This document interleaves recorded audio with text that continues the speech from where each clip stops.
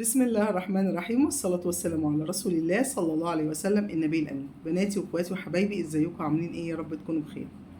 كلمتين من القلب، تفاءلوا بالخير تجدوه. بس قبل ما نتكلم يا ريت ما ننساش نعمل لايك وسبسكرايب ودعوة حلوة، ويلا نشوف الفيديو. أول حاجة، تفاءلوا بالخير تجدوه. أنا بكلم كل أب وكل أم، كل مدرس، اتقي الله في الولد أو البنت. دايما نزرع الأمل في قلوب ولادنا.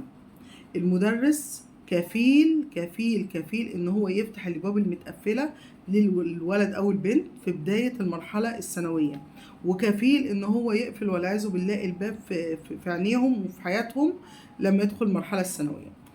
هقول لكم قصتي. انا الحمد لله والشكر لله كنت داخله ثانوي صناعي، تمام. فجيت في اول يوم كنت داخله المدرسه الثانوي الصناعي دوت، وده حال ناس كتيره جدا لما بيدخلوا الثانوي الفني، تمام، بيبقوا متخيلين ان هم خلاص احلامهم وقفت عند النقطه دي، خلاص هو دبلوم وخلاص هو اخرج دبلوم.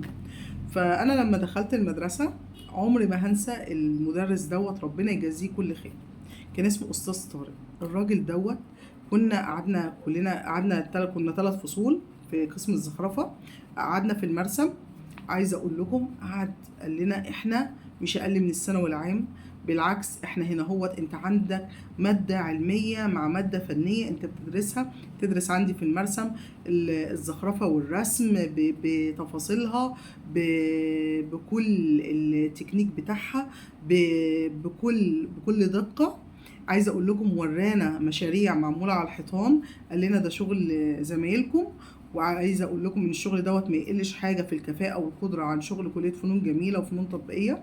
وفعلا كان في سجادتين فارسي معمولين بدقه عاليه جدا. اللهم بارك.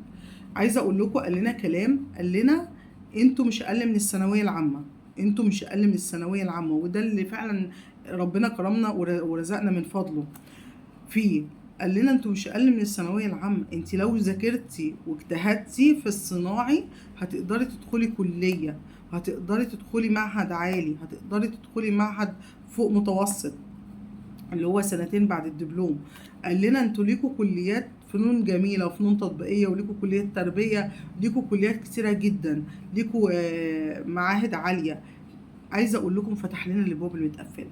جرينا عليه بعد ما خلص المحاضره النفسيه الجميله دي، ودي كانت بفضل الله وكرمه منه هو، ربنا يجازيه كل خير. يعني محدش امره من اداره المدرسه ولا قال له تعالى قول الكلام ده، بالعكس هو كان شخصيه محترمه جدا، وكان شخص بيحب التخصص بتاعه، وكان كله امل.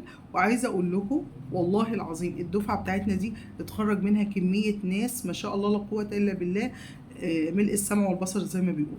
ناس كويسه جدا في التخصص، ناس مدرسين افاضل. عايزه اقول لكم اللهم يا رب لك الحمد ولك الشكر. بكلمه، بمحاضره، بانسان جواه خير.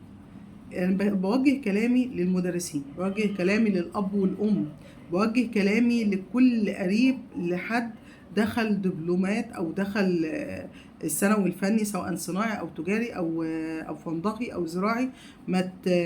ما تقللش من قيمه المدارس ديت، وما تحسسش ان الطالب بتاع الدبلومات اقل من طالب الثانويه العامه.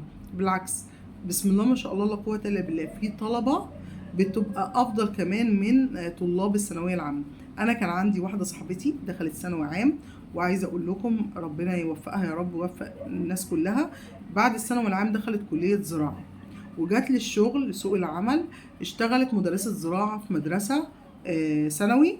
عايزه اقول لكم كانت فترتين مدرسه خاصه.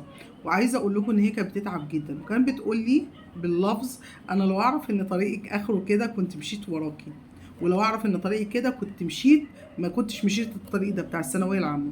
فعايزه اقول لكم مش كل حاجه اسمها ثانويه عامه، مش كل حاجه اسمها لو ابنك ما دخلش الثانويه عامه ودخل ثانوي فني باي تخصص من التخصصات ان هو خلاص فشل. لا، بالعكس، ادي الكلمه الطيبه لولادك. مش لازم يكون في التعليم بس، في نفسيته، في الرياضه، في معاملته للناس. لازم ندي الدفعه الكويسه للولد او البنت. ولادكم امانه. بكلم اي مدرس او اي مدرسه تقول الله في ولاد الناس. في مدرسين كويسين جدا على فكرة، وعلى قدر عالي جدا جدا من التفهم. بالعكس ده الولد او البنت بيعتبروهم اب او ام ليهم جوه المدارس. بس انا بتكلم الناس كلها اتقوا الله في الكلمة. الكلمة ممكن تبني بني ادم وممكن تهد بني ادم.